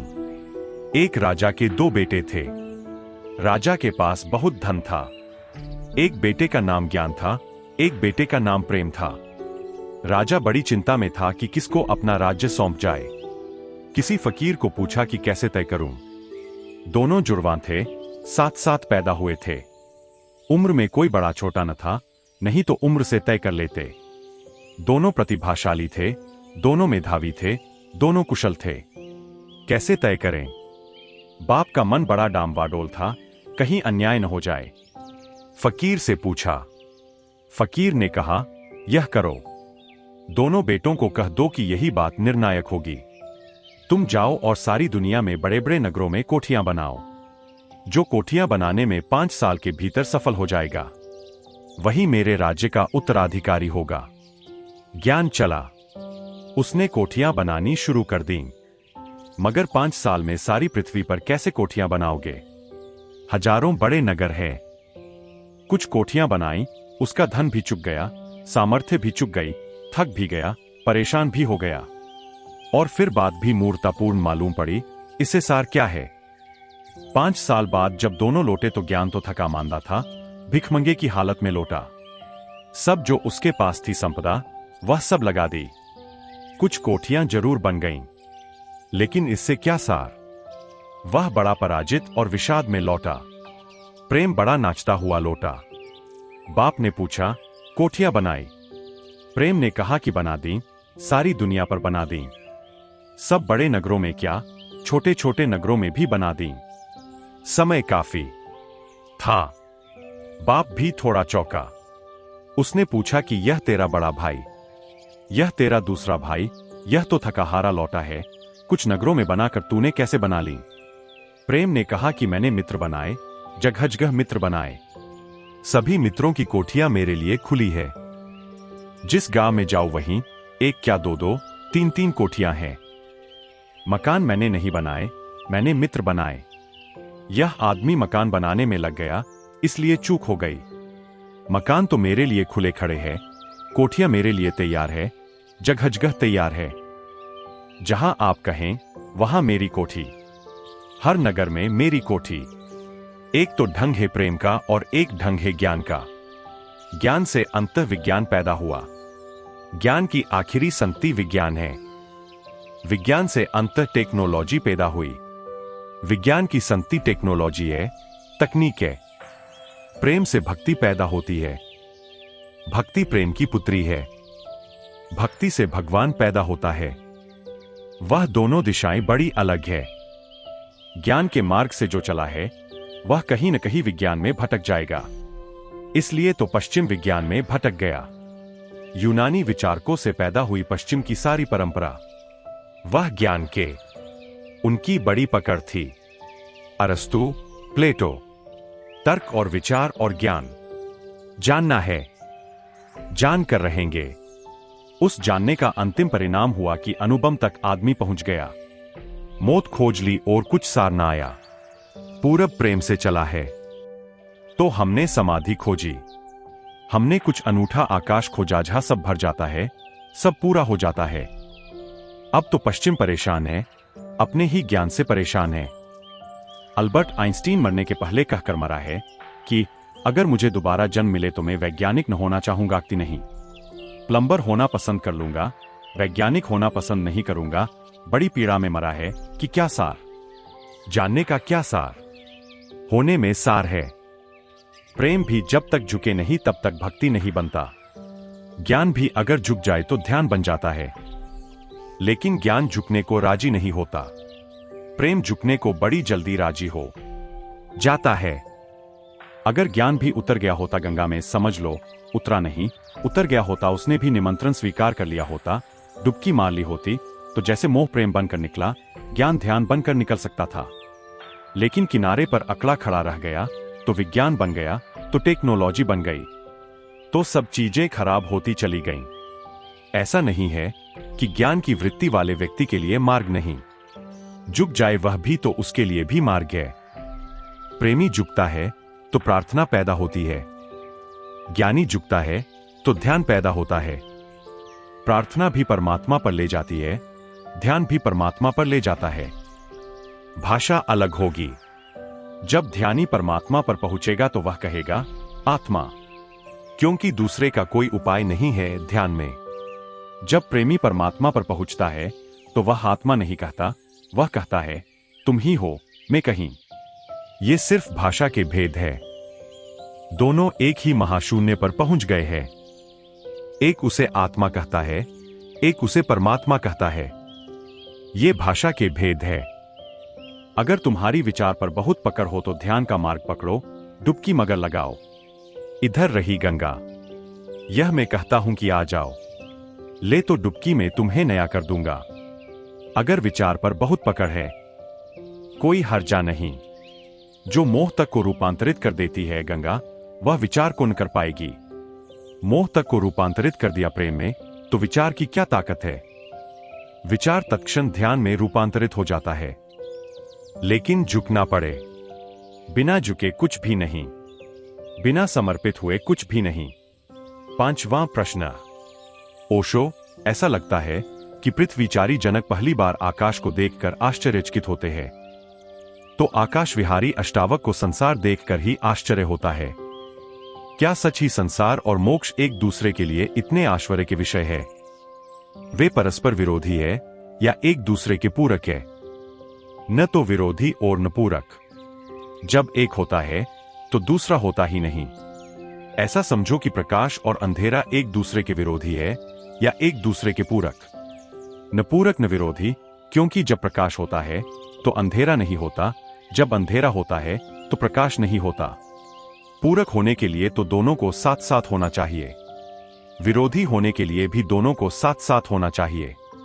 लेकिन एक ही होता है, दूसरा तो बचता ही नहीं। जब तुम्हारे जीवन में आकाश का अनुभव आना शुरू होता है, पृथ्वी खो जाती है। इसलिए तो उस परम दशा को प्राप्त लोगों ने कहा कि यह पृथ्वी माया है। माया का अर्थ है भ्रम हो गई, खो गई, स्वप्नवत हो गई। जब पृथ्वी का सपना पकड़ता है तुम्हें जोर से, तो आत्मा, ब्रह्मा, ईश्वर सब स्वप्नवत हो जाते हैं। जिसके लिए पृथ्वी सच है, उसके लिए आत्मा माया है। जिसके लिए आत्मा सच है, उसके लिए पृथ्वी माया हो जाती है। लेकिन दोनों साथ साथ कभी नहीं होते, एक ही होता है। ऐसा समझो कि रस्सी में सांप दिखाई पड़ गया, तो जब तक सांप दिखाई पड़ता है तब तक रस्सी दिखाई नहीं पड़ती। फिर जब दिया ले आए और रस्सी दिखाई पड़ गई तो सांप दिखाई नहीं पड़ता। तो तुम क्या कहोगे? एक दूसरे के पूरक है या एक दूसरे के विरोधी? न तो पूरक न विरोधी, क्योंकि दोनों कभी साथ साथ होते नहीं। एक ही है, एक ही भ्रांति में दूसरे जैसा भासता है। आकाश ही है, परमात्मा ही है, तुम्हारे देखने के ढंग में जरा भूल है तो तुम आकार में उलझ जाते हो, निराकार को नहीं देख पाते। तो तुम रूप में उलझ जाते हो, अरूप को नहीं देख पाते। गुण को तो पकड़ लेते हो, निर्गुण छूट जाता है। फिर जब तुम्हारी समझ गहन होती है, प्रगाढ़ होती है और तुम अरूप को देखने लगते हो तो रूप खो जाता है। तब तुम निराकार को देखने लगते हो तो आकार खो जाता है और इसलिए आश्चर्य पैदा होता है। जनक आश्चर्यचकित है, क्योंकि जब पहली दफा आकाश दिखाई पड़ा तो पृथ्वी एकदम खो गई। जिस पर सदा से खड़े थे, अचानक वह पैरों के नीचे से खिसक गई जमीन। तो वे आश्चर्य से भरे हैं। वे कहते हैं, आश्चर्य आश्चर्य, यह हुआ क्या, यह कैसे हुआ? अष्टावक्र भी आश्चर्य से भरे हैं। वे आकाश की तरफ से जब देखते हैं तो पृथ्वी वहां कहीं भी नहीं है। तो वे कहते हैं कि आश्चर्य, तुझे आश्चर्य होता है आकाश को देखकर, मुझे आश्चर्य हो रहा है तेरा पृथ्वी की बातें सुनकर। दोनों का आश्चर्य बिल्कुल ठीक है, क्योंकि जिसने रस्सी में सांप देखा था, जब उसे पता चलेगा कि यह रस्सी है तो वह आश्चर्यचकित होगा। जो सदा से जानता रहा कि रस्सी रस्सी है, वह भी आश्चर्यचकित होगा कि किसी ने इसमें सांप देख लिया। दोनों आश्चर्यचकित होंगे। एक ही हो सकता है। परमात्मा और पदार्थ दो चीजें नहीं है। सत्य और संसार दो चीजें नहीं है। जब हम सत्य को गलत ढंग से देखते हैं और हमारी व्याख्या गलत होती है तो संसार, जब हम संसार को ठीक से देख लेते हैं और व्याख्या ठीक हो जाती है तो सत्य, परमात्मा को ही देखते हैं हम हर हाल। कुछ भी देखो, परमात्मा को ही देखते हो, और कुछ है ही नहीं जिसको देख सकते हो। हां, तुम्हारे देखने में अगर थोड़ी भ्रांति हो, तुम्हारी आंख में अगर थोड़ी खराबी हो, तो जो तुम्हें दिखाई पड़ता है, जो तुम देख लेते हो, वह जो दिखाई पड़ रहा है उससे भिन्न हो जाता है। लेकिन जो दिखाई पड़ रहा है वह तो वही का वही है, शाश्वत, सनातन। उसमें कोई रूपांतरण नहीं होता है। आदमी की भूल है संसार, आदमी की गलत व्याख्या है संसार। रात अंधेरे में तुम देख लेते हो तुम्हारा ही लंगोट टंगा है और वह लंगोट में दो हाथ जैसे मालूम पड़ते हैं। लंगोटी लटकी है तो लगता है कोई आदमी खड़ा है। तुम ही टांग आए दिन में और रात तुम ही बाहर जाने से डरने लगते हो कि वहां कोई आदमी खड़ा मालूम होता है। लंगोट अब भी लंगोट है। लंगोट ने डराने का तुम्हें कुछ भी नहीं किया है, मगर तुम घबरा सकते हो। कभी अंधेरे में तुमने देखा, अंधेरे रास्ते पर एकांत में चलते हुए अपने ही जूते की आवाज ऐसी लगती है कि कोई पीछे आ रहा है। घबराहट पकड़ने लगती है। छोटी छोटी चीजें भ्रम दे जाती है। उन सभी भ्रमों का जोड़ संसार है। जब भ्रम टूट जाते और वही दिखाई पड़ जाता है जो है तो परमात्मा। परमात्मा यानी जो है, संसार यानी जैसा हमने देख लिया है। छठवां प्रश्न। ओशो में कभी कभी अपने शरीर पर गैरिक वस्त्र देखकर चकित हो उठता हूं। जीवन में मैंने अनगिनत स्वप्न देखे, उनमें यह स्वप्न कहा था कि मैं सन्यासी भी होऊंगा। मैंने तो सदा साधु सन्यासियों का मखौल ही उड़ाया किया। कहीं ऐसा तो नहीं है कि उनमें से किसी सच्चे सन्यासी ने मुझे यह वरद शाप दिया कि तुम्हारी देह पर भी गैरिक वस्त्र उतर जाएं। सब सपने आदमी देखता है, सन्यास का सपना तो कभी नहीं देखता, क्योंकि सन्यास सपना नहीं, सपनों से जागना है। तुमने जो सपने देखे बहुत, वे सपने ही जब हार गए, थक गए और पराजित हो गए, जब उन सपनों में से तुम कुछ भी निचोड़ पाए तो सन्यास फलित हुआ। सन्यास संसार की महत्वाकांक्षा की पराजय से फलित होता है। धन पाया तो व्यर्थ, नहीं पाया तो दुखदाई। पद पाया तो व्यर्थ, नहीं पाया तो दुखदाई। दौड़ दौड़ कर, कभी पाकर, कभी न पाकर, हर हाल दुख पाया। मैत्रेय का प्रश्न है। मैत्रेय मुझे मिले तब वे पार्लियामेंट के सदस्य थे, एमपी थे। राजनीति में उनकी दौड़ थी। बने रहते वहां तो अभी कहीं न कहीं चीफ मिनिस्टर होते। बड़ी संभावना थी। जवाहरलाल के प्रिय पात्रों में से थे। तो मेरे चक्कर में पड़ते तो या तो जेल में होते या चीफ मिनिस्टर होते, दो में से कुछ होते। क्योंकि जयप्रकाश के भी वे प्रिय पात्र थे। दोनों से बचा लिया मैंने उन्हें। लेकिन मैं समझ पाता हूं उनका प्रश्न। उन्होंने कभी सपना भी नहीं देखा होगा। राजनीतिज्ञ कहीं सपना देखता है सन्यासी होने का। राजनीति और धर्म बड़े विपरीत आयाम है। उनसे ज्यादा विपरीत और कुछ भी नहीं। राजनीति है महत्वाकांक्षा, धर्म है महत्वाकांक्षा से शून्य हो जाना। राजनीति है पद प्रतिष्ठा की दौड़, दूसरों पर काबू पाने की दौड़, और धर्म है अपने मालिक होने की आकांक्षा। ये बड़ी भिन्न बातें हैं। दूसरे के स्वामी होने की जो आकांक्षा है वह राजनीति, अपने स्वामी होने की जो आकांक्षा है वह धर्म। इसलिए तो सन्यासियों को हम स्वामी कहते हैं। इससे तुम यह मत समझ लेना कि तुम किसी दूसरे के स्वामी, मैं तुमको बना रहा हूं। ऐसी भ्रांति हो सकती है कि हमको स्वामी बना दिया, अब हम सबके स्वामी हैं। ऐसा मत सोच लेना। अपने बस इतने हो गए तो काफी है। अपना ही कोई स्वामी हो जाए तो पर्याप्त है। और जो अपना स्वामी नहीं है वह दूसरों के स्वामी होने की चेष्टा कर रहा है, उसकी यात्रा असफल होना निश्चित है। जो अभी अपना भी स्वामी नहीं हो पाया वह किसका स्वामी हो पाएगा। इसलिए जिनको तुम राजनेता कहते हो वे अपने अनुयायियों के भी अनुयायी होते हैं, वे अपने गुलामों के भी गुलाम होते हैं। अखबारों में उनकी तस्वीरें देखकर बहुत चकित मत हो जाना। वे छोटे छोटे लुच्चे लफंगों, गुंडों से दबे होते हैं। वे पीछे खड़े रहते हैं। उन गुंडों की कहीं अखबारों में तस्वीर नहीं छपती, लेकिन उनके इशारों पर चलते होते हैं। चलना ही पड़ेगा। जिसको तुम्हें अपने पीछे चलाना है उसके इशारे पर चलना होगा। तुम्हारे अनुभव में सिर्फ एक ही बात होगी, क्योंकि तुम सभी राजनीतिज्ञ नहीं हो। पत्नी को तुम्हें अपने पीछे चलाना हो तो तुम्हें मालूम है पत्नी की एक एक आकांक्षा पूरी करनी होती है, तो ही वह तुम्हारे पीछे चलती है। वह कहती है आप मालिक, मैं दासी। मगर दासी होने का मतलब समझते हैं।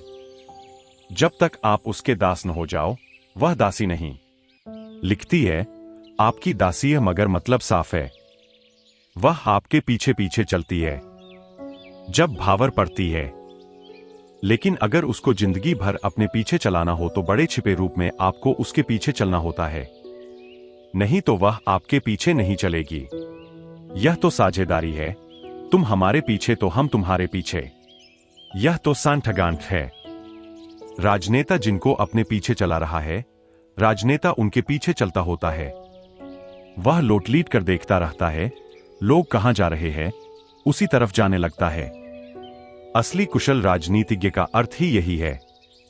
कुछ कुशल राजनीतिज्ञ नहीं होते तो उनकी अकुशलता का कारण क्या होता है? इतना ही होता है, अकुशल राजनीतिज्ञ वही है कि जो यह सोचने लगता है दुनिया मेरे पीछे चल रही है। वह झंझट में पड़ता है। मोरारजी देसाई से पूछो। अकुशल राजनीतिज्ञ की अकुशलता यही है कि वह सोचता है सब मेरे पीछे चल रहे हैं, मैं जहां जाऊंगा वहां दुनिया जाएगी। वह गलती में है। कुशल राजनीतिज्ञ वह है जो देख लेता है लोग किस तरफ जा रहे हैं, उसी तरफ उनके आगे आगे चलने लगता। समाजवाद, समाजवाद सही, यही तो हम भी चाहते हैं। मुल्ला नसरुद्दीन अपने गधे पर भागा जा रहा था। एक बाजार में लोगों ने उसे रोक लिया और पूछा कि कहां जा रहे हो। उसने कहा मुझसे मत पूछो, मेरे गधे से पूछो, क्योंकि मैं राजनीतिज्ञ हूं। पहले मैंने बहुत कोशिश की इस गधे को चलाने की, मगर गधा है। हम बाएं चलाएं, वह दाएं जाए। बीच बाजार में मखौल उड़े। भीड़ इकट्ठी हो जाए कि अरे नसरुद्दीन, तुम्हारे गधे पर भी बस नहीं, क्या करें? फिर हमें समझ में आया कि गधे के साथ राजनीति करनी चाहिए। अब गधा जिस तरफ जाता है हम उसी तरफ जाते हैं। दुनिया यही समझती है कि हम गधे को चला रहे हैं, मगर गधा हमको चला रहा है। मैत्रेय जी राजनीति में थे। उन्होंने कभी सपना नहीं देखा होगा सन्यासी होने का, यह सच है। लेकिन रहकर राजनीति में कुछ भी न पाया। उस न पाने से सन्यास की तरफ वृत्ति हुई। उस न पाने से वे दूसरी दिशा में झुकना शुरू हुए। राजनीतिज्ञ तो थे, लेकिन उनके पास राजनीतिज्ञ की प्रतिभा नहीं थी, बेईमानी नहीं थी। बड़े सरल आदमी है। संन्यास उन्हें स्वाभाविक पड़ा। राजनीति में वे बड़ी उलझन में पड़े थे। राजनीति में बड़ी बेचैनी में थे। अड़चन थी। वह उनके अनुकूल न था। वह उतने ओछे और छोटे आदमी नहीं थे। वहां सफलता उनकी है जो जितने ओछे है, जितने छोटे हैं। वहां सफलता उनकी है जो जितने नीचे उतर आए। वहां कोई आदमी अगर सरल हो, सीधा सादा हो, तो वहां सफलता नहीं है। वे गलत दिशा में पड़ गए थे। वह दिशा उनके लिए नहीं थी। शायद सन्यासियों का मजाक भी वे इसीलिए उड़ाते रहे होंगे क्योंकि हम मजाक भी अकारण नहीं उड़ाते। अक्सर तो ऐसा होता है कि हम मजाक उन्हीं की उड़ाते हैं जिनसे हमारी ईर्ष्या होती है। जैसे तुम पाओगे, सरदारों का मजाक पूरे मुल्क में उड़ाई जाता है। उसमें कुछ कारण है। सरदारों से ईर्ष्या है। ईर्ष्या के कारण भी साफ है। सरदार तुमसे ज्यादा मजबूत। गर्दन दबा दे तो तुम्हारी ची बोल जाए तो पूरे भारत में सरदार पास में खड़ा हो तो तुम्हें बेचैनी तो होती है कि यह आदमी ज्यादा ताकतवर है। अब इससे बदला कैसे लो? इससे झगड़ा झांसा करने में सार नहीं है। तो हम मजाक उड़ाते हैं। हम मखौल करते हैं। वह मखौल झूठ है। वह ईर्ष्या के कारण है। पश्चिम में यहूदियों का मजाक उड़ाया जाता है। जितनी मजाकें हैं यहूदियों के खिलाफ है। उसके भी पीछे कारण है। यहूदी की प्रतिभा से बड़ी ईर्ष्या है। जहां यहूदी पैर रखते वहां से दूसरों को हट जाना पड़ता है। जितनी नोबेल प्राइज यहूदियों को मिलती उतनी दुनिया में किसी को नहीं मिलती। एक तरफ सारी दुनिया और एक तरफ यहूदी अकेले। उनकी संख्या ज्यादा नहीं है, लेकिन नोबेल प्राइज वे इतनी मार ले जाते हैं कि चकित होना पड़ता है कि मामला क्या है। इस सदी को जिन 3 लोगों ने प्रभावित किया है, वे तीनों के तीनों यहूदी थे, मार्क्स, फ्रायड, आइंस्टीन। यह सारी सदी, 20वीं सदी, यहूदियों से प्रभावित है। यह सारी सदी यहूदियों के आधार से चल रही है। हिटलर इसीलिए कम्युनिज्म के खिलाफ था क्योंकि वह कहता था कि यह भी यहूदियों का षड्यंत्र है। यह जो मार्क्स है, यह इसने एक नई तरकीब निकाली है दुनिया पर कब्जा करने की, मगर आधी दुनिया पर कब्जा कर भी लिया है। फिर फ्रायर है, उसने सारे मनोविज्ञान पर कब्जा कर लिया है। आदमी के मनस के संबंध में मालिक हो गया है। उधर अल्बर्ट आइंस्टीन है, उसने सारे विज्ञान पर कब्जा कर लिया है। यहूदी जहां पैर रख दे, राजनीति में रखे तो राजनीति में, बाजार में रखे, धन की दौड़ में रखे तो धन में, वह सब जगह पराजित कर देता है लोगों को। उसके पास प्रतिभा है। उस प्रतिभा से बेचैनी होती है, ईर्ष्या होती है। तो मजाक में बदला लेते हैं हम। मजाक का ख्याल रखना। तुम उसी का मजाक उड़ाते हो जिससे तुम्हारी ईर्ष्या होती है। तो मैत्रेय से मैं कहता हूं, सन्यासियों का तुमने मखौल उड़ाया होगा क्योंकि सन्यासी से तुम्हारे भीतर मन में बड़ी ईर्ष्या रही होगी कि यह तुम्हें होना था और तुम नहीं हो पाए। किसी सन्यासी के वरद शाप के कारण नहीं, तुम्हारे भीतर ही सन्यासी में लगाव था, रस था। तुम सन्यासी की उपेक्षा नहीं कर सकते थे और तुम यह भी नहीं मान सकते थे कि सन्यासी सही है, क्योंकि अगर सन्यासी सही तो तुम गलत हो। तो मखौल उड़ाते थे। लेकिन कहीं तुम्हें लगता रहा होगा अचेतन में कि सन्यासी सही है, उसकी दिशा सही है। वह तुम्हारी आत्मसुरक्षा, डिफेंस का उपाय था मजाक। अगर तुम मुझे मिले होते, कभी भी मिले होते, तो तुम चक्कर में पड़ते, क्योंकि मैं कुछ ऐसा सन्यासी हूं जो सन्यासी जैसा है ही नहीं। इसलिए बहुत लोग मेरे चक्कर में पड़ जाते हैं। जो सन्यासियों के सदा खिलाफ रहे वे आकर मेरे पास सन्यास ले लेते हैं। जो धर्म के सदा खिलाफ रहे वे मेरे पास आकर ध्यान करने लगते हैं। मेरे पास नास्तिक आते हैं और कहते हैं, बड़ी मुश्किल और आस्तिकों से तो हम लड़ लेते हैं, आपसे लड़ना नहीं हो पाता। मैं नास्तिक, महानास्तिक, मुझसे लड़ोगे कैसे? तुम एक नास्तिक चाल चलो, मैं 2 नास्तिक चाल चलता हूं। मेरी आस्तिकता नास्तिकता के विपरीत नहीं है, अनास्तिकता के ऊपर है। मैं नास्तिकता को सीरी बना लेता हूं। मैं कहता हूं, चलो यह खेल भी थोड़ी देर खेल लें। नास्तिक हो तो चलो नास्तिकता का खेल खेल लें। नास्तिकता मेरे लिए आस्तिकता की सीढ़ियां बन गई। संसार को मैंने सन्यास की सीढ़ी बनाया। इसलिए जो किसी भी प्राचीन परंपरागत सन्यासी से प्रभावित न होंगे, वे मेरी प्रतीक्षा ही कर रहे हैं। वे जब भी मेरे संपर्क में आएंगे उनको डूब जाना पड़ेगा। मैंने कुछ फूल चुने, मैंने कुछ गीत बुने अपनी महफिल को सजाने के लिए, अपने जीवन को बिताने के लिए खाए कितने ही फरेब, अपने मन को बहलाने को कच्चे धागों से कई जाल बुने, मैंने कुछ फूल चुने। आसपास अपने बुनी सपनों की ठंडी छाया, मन लुभाती रही सुंदर काया, फिर भी यह आस की माया, एने दिन रैन कभी चैन नहीं क्यों पाया। मैंने कुछ गीत बुने, गीत सुने जो सुने सरधुने, इन मधुर गीतों की लय में खोकर मुस्कुराते हुए भोले मन को मैंने बहलाया है, रूपर्स पाने का भ्रम खाया है। मैंने जो फूल चुने, मैंने जो गीत बुने, मन को उन फूलों ने उन गीतों ने गरमाया है। नौजवानी के हंसी ख्वाबों ने चंद रातों में, मुलाकातों में मुझको बहलाया है, रूप माया में मगर सुख मेरे मन ने कहाँ पाया है। तो मैत्रेय जी, तुम्हारे सपने थे सब, खूब तुमने बुने, वे सब सपने थे, टूटने को ही थे। उनमें शांति न मिली, सुख न मिला, छाया न मिली, ज्वर मिला, बीमारी मिली, तनाव मिला, संताप मिला, शांति न मिली। संसार से थके हारे को, महत्वाकांक्षा से थके हारे को, संन्यास के अतिरिक्त और शरण कहा हारे को हरि नाम। आखिरी प्रश्न। ओशो, उमे तेरे मैकदे के काबिल हूं, त्रे हरगिज मैंने कहा नहीं। इम्तिहान और भी बाकी है क्या, वो क्या है जो मैंने सहा नहीं। ऐ तेरे मेघदे के काबिल हूं, यह हरगिज मैंने कहा नहीं। इसीलिए तुम मेरे मेघदे के काबिल हो। जिसने यह कहा कि मैं काबिल हूं, वह नाकाबिल है। जिसने कहा मेरी कोई योग्यता नहीं, उसे मैं अपनी मधुशाला में भर्ती कर लेता हूं। योगियों की यहां कोई जगह नहीं, अहंकारियों के लिए यहां कोई उपाय नहीं। ऐ तेरे मैकदे के काबिल हूं, यह हरगिज मैंने कहा नहीं। ठीक इसीलिए, बिल्कुल ठीक इसीलिए मेरे द्वार तुम्हारे लिए खुले हैं।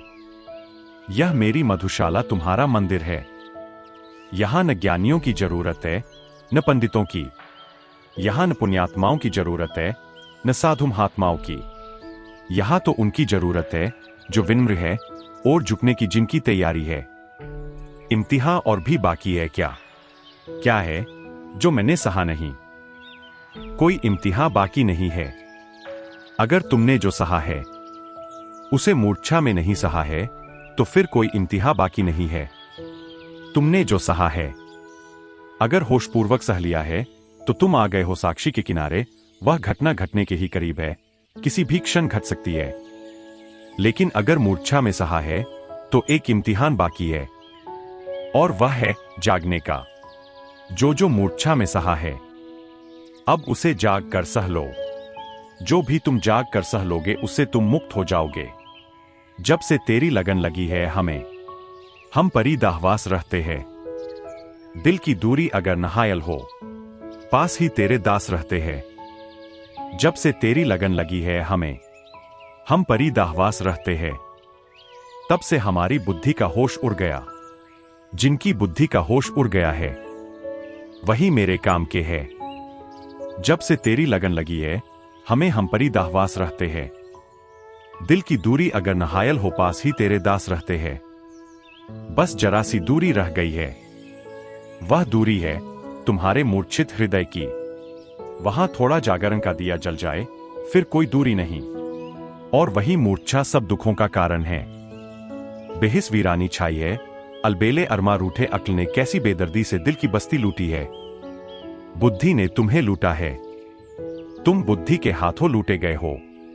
बेहिस वीरानी छाई है, अलबेले अरमा रूठे। अक्ल ने कैसी बेदर्दी से दिल की बस्ती लूटी है। गुमसुम रहते हैं, दुख सहते, हाले दिल किससे कहते। अपने आप से छूट गए हम, तेरी गली क्या छूटी है। वह जो प्रभु की गली है, प्रेम गली अति सांकरिता में दो न समाए। वह जो प्रभु की गली है, जहां केवल एक ही समा सकता है। वह छूट गई उसी दिन जिस दिन तुम हुए। गुमसुम रहते हैं, दुख सहते, हाले दिल किससे कहते।